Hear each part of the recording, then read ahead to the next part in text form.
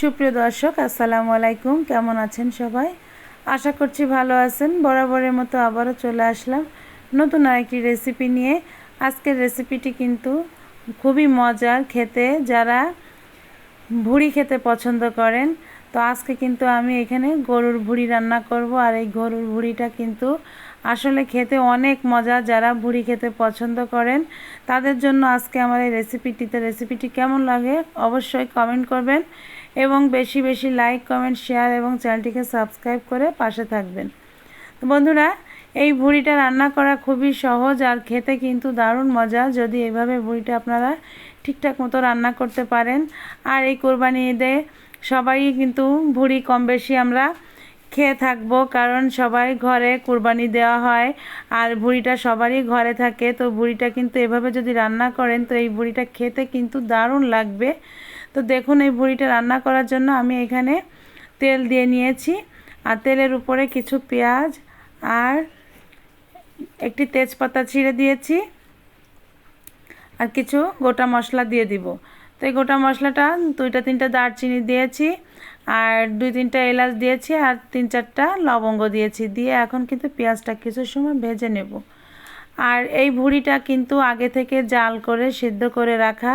ভুড়িটা কিন্তু কাঁচা ভুড়ি রান্না করব না। ভুড়িটা কিন্তু এটা যখন পরিষ্কার করা হয়, পরিষ্কার করার পরে খুব ভালো করে ধুয়ে এটাকে জাল করে এটাকে সিদ্ধ করে রাখতে হয়। সেই ভুড়িটাই কিন্তু দ্বিতীয়বার রান্না করলে এইভাবে খেতে ভালো লাগে। তো দেখুন, পেঁয়াজটা কিছু সময় আমি ভেজে নিয়েছি, পেঁয়াজের কাঁচা গন্ধটা চলে যাওয়া পর্যন্ত। তারপরে এখানে 3 টেবিল চামচের মতো আমি এখানে রসুন বাটা দিয়েছি, 1 টেবিল চামচের একটু বেশি আদা বাটা দিয়েছি, 1 টেবিল চামচ জিরা বাটা দিয়েছি। তো দিয়ে এক এক করে আমি সমস্ত মশলাগুলো কিন্তু এখানে দিয়ে নিব। সব মশলাই দিব, মাংস রান্না করতে যে মশলা লাগে সব মশলাই কিন্তু আমি এখানে দিয়ে নিব। আমি এখানে 1.5 চা চামচ আমি ধনিয়ার গুঁড়া দিয়ে দিলাম, আর দিয়ে দিব লাল মরিচের গুঁড়া। তো আপনারা মরিচের গুঁড়াটা আপনাদের পছন্দ মতো দিবেন, যে যেমন ঝাল খেতে পছন্দ করেন ঠিক সেই আন্দাজেই ঝালের পরিমাণটা আপনারা দিয়ে নেবেন। তো এখন কিন্তু আমি ঝালটা দিয়ে দিয়েছি, দিয়ে এখন লবণ আর হলুদটা দিয়ে দিব। দিয়ে এখন মশলাটাকে কিন্তু খুব ভালো করে কিন্তু কষিয়ে নিতে হবে। তা মশলাটা কিন্তু একটু ভালো করেই কষিয়ে নিতে হবে। তো দেখুন, আমি এইভাবেই কষাতে কষাতে মশলাটা একটু যখন কষানো হয়ে যাবে তখন কিন্তু এখানে আমি একটু নারকেলের দুধ দেব। এই ভুড়িটা কিন্তু নারকেলের দুধ দিয়ে রান্না করলে মজা লাগে। যারা নারকেল দুধ খেতে পছন্দ করেন তারা এভাবে একটু খেয়ে দেখবেন যে আসলে ভুড়িটা খেতে কতটাই মজা লাগে। আর এই নারকেল দুধের ভুড়িটা কিন্তু আসলেই অনেক অনেক মজা লাগে। আর এমনিতেই কিন্তু রান্না করলে ভুড়ি মজা লাগে, যেহেতু আমরা খুলনার মানুষ, আমরা কিন্তু একটু নারকেল দুধ খেতে পছন্দ করি। যার জন্য কিন্তু আজকের এই ভুড়িটি কিন্তু আমি নারকেল দুধ দিয়ে রান্না করে দেখাচ্ছি। তবে আমার চ্যানেলে ভুড়ির রেসিপি আরও দেওয়া আছে, সেটা নারকেল দুধ ছাড়া, আপনারা চাইলে সেখান থেকে দেখে নিতে পারবেন। আর আজকে আমি যেহেতু গরুর ভুড়ি রান্না করছি, আর এই গরুর ভুড়িটা আপনারা নারকেল দুধ ছাড়াও কিন্তু আমি যে ব্যবহার করেছি নারকেল দুধ, সেখানে কিন্তু পানিটাও দিতে পারেন। আর দেখুন, আমি এই ভুড়িগুলোকে জাল করে কেটে কেটে এরকমভাবে পিস করে করে রেখেছি, আর এটাই এখন দেখুন এভাবেই দিয়ে দিচ্ছি মশলার উপরে। আর এই মশলাটার সঙ্গে এইভাবে কষাতে কষাতে দেখবেন এই ভুড়ি থেকে কিন্তু অনেক তেল বের হয়ে আসবে, কারণ ভুড়ির সঙ্গে কিন্তু অনেক তেল লাগানো থাকে, তেল লেগে থাকে, কারণ ভুড়ির সঙ্গে কিন্তু অনেক তেলও হয়। যতটুকু ভুড়ির সঙ্গে থেকে যায়, জাল করে বের হয়ে যায়, তারপরে আপনার ভুড়ির সাথে কিন্তু অনেকটা তেল থেকে যায়। আর এই তেলটাই দেখবেন আস্তে আস্তে এই কষানোর সঙ্গে সঙ্গে এইভাবে বের হয়ে আসবে। তো বন্ধুরা দেখুন, আমি কিন্তু এখানে মশলা কষানোর জন্য যতটুকু নারকেলের দুধ দিয়েছিলাম, আর ঠিক তারপরে কিন্তু এই যে ভুড়িটা দিয়েছি, ভুড়িটা দেওয়ার পরে আস্তে আস্তে কিন্তু ভুড়ির তেল যা বের হয়ে আসছে, এটা কিন্তু তেল, এটা কিন্তু ঝোল না, এটা তেলই দেখা যাচ্ছে। আর এই তেলটার সঙ্গেই কিন্তু আমি এইভাবে কষাতে থাকবো, একভাবে কষাতে কষাতে যখন এই মশলাটা একদম ভাজা ভাজা হয়ে আসবে, ঠিক তখন কিন্তু আমি এখানে সামান্য একটু ঝোল দিব। তো দেখুন, আমি এই ভুড়িটার সঙ্গে একটু আলু আর কিছু কাঁঠালের বিচি দিয়েছি। তো আলু কাঁঠালের বিচিটা অপশনাল, আপনারা চাইলে এটা দিতেও পারেন, এটা না দিয়েও কিন্তু রান্নাটা করে নিতে পারেন। তবে এখন যেহেতু কাঁঠালের সিজন, আর এই কাঁঠালের সিজনে দেখুন এরকম একটু কাঁঠালের বিচি একটু আলু মিশিয়ে যদি ভুড়িটা রান্না করেন খেতে কিন্তু দারুণ লাগে। আর আমি দেখুন এখানে 2-3টা কাঁচামরিচও দিয়ে দিয়েছি একটুভাবে মাঝখান থেকে কেটে, যাতে কাঁচামরিচের ফ্লেভারটা সুন্দরভাবে ছড়িয়ে যাবে। আর এই শুধু আলু দিয়েও কিন্তু ভুঁড়িটা রান্না করতে পারেন, অথবা শুধু কাঁঠালের বিচি দিয়েও কিন্তু ভুঁড়িটা রান্না করতে পারেন।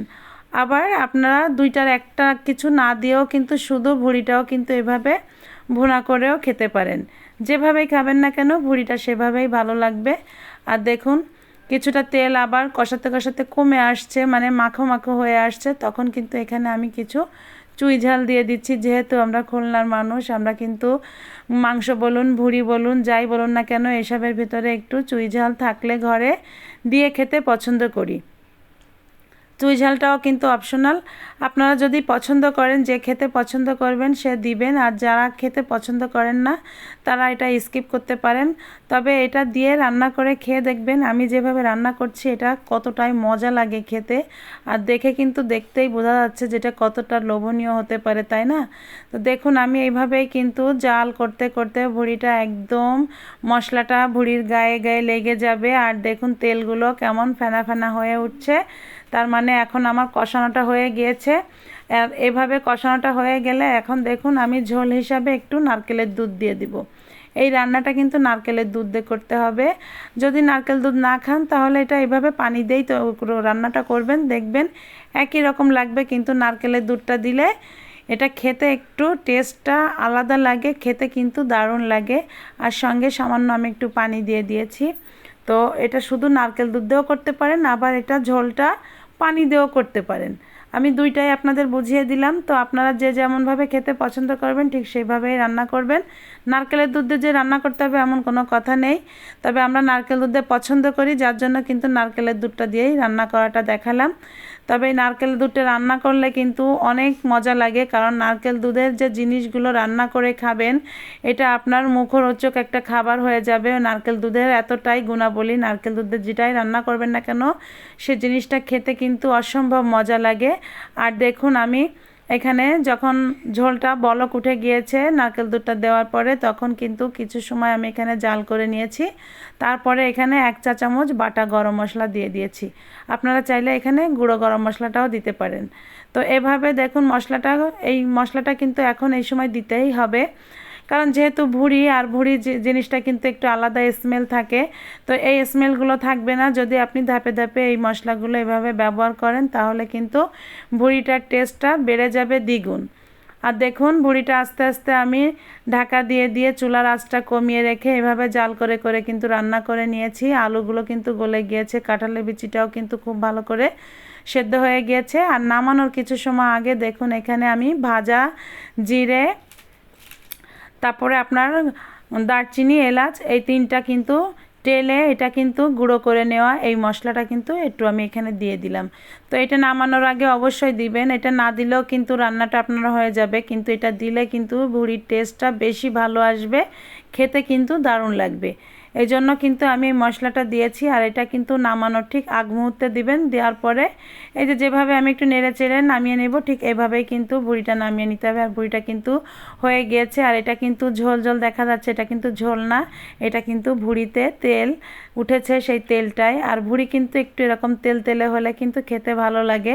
ভুঁড়িতে যদি তেল না থাকে সে ভুঁড়িটা কিন্তু খেতে অতটা ভালো লাগে না। আর এভাবে একটু তেল তেলেভাবে ভুঁড়িটা রান্না করে খেয়ে দেখবেন, ভুঁড়িটা আসলে অনেক মজা লাগবে।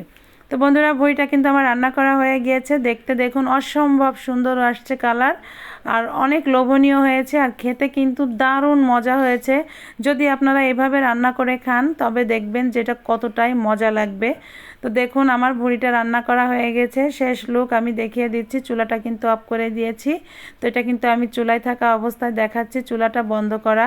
আর দেখুন ভুঁড়িটা অনেক মজা হয়েছে। এটা কিন্তু ভুনা ভুনা হবে, এটাতে কিন্তু ঝোল রাখা যাবে না। ঠিক আমি যেভাবে রান্না করেছি এভাবেই রান্নাটা করতে হবে, একদম ঝোল থাকবে না। কিন্তু এটা মশলাটা গায়ে মাখা মাখা হয়ে যাবে, তেলটা উপরে ছড়িয়ে যাবে।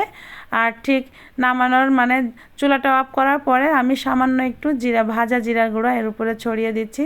খেতে ভালো লাগবে, দেখতেও ভালো লাগবে, খেতে কিন্তু দারুণ লাগবে। জিরার গুঁড়াটার স্মেলটা অনেক ভালো লাগবে।